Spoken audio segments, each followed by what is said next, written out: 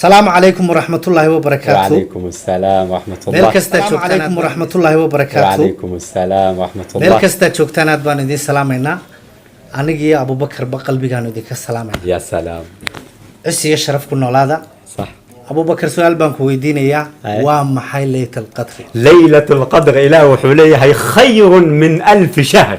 وحي كون أكسنتها هي كقير بضنتها كفي عنتها إن كبضن كن بلوت.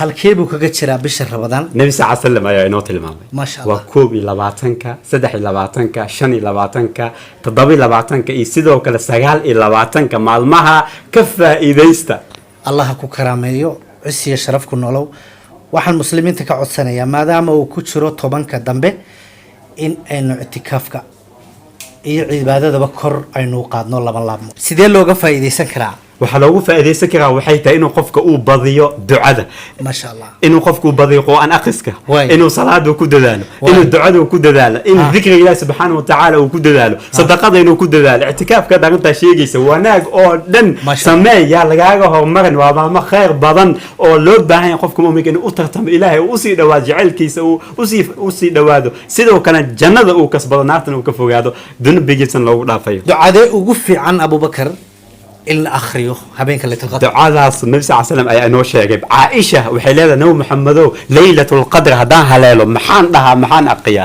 نبي قلت الماما وحولية وحاد هذا اللهم إنك عفو تحب العفو فاعف عني إله يو وحاد هاي متنا حريص بضن جعلنا أدو مديسة إنو عافية إله يو يعفي إلهي يدو دنبي وعافية والله جعل قيساياتها شيء أدوك جعل هذا وحكام مقان مجرد كوعل علم كنا دعاء معانك بضن الله كوعسم عسي شرف كل ولو مركز تبا إلهي هاي نلكل ميو بشاف اللي قبلنا إلهي دنبي هدف انت دمتنا الله ونحرسته إلهي مقام ذي سوسري الله ينقعسم آمين آمين جزاك الله خير إلهك حبدي ما شاء الله.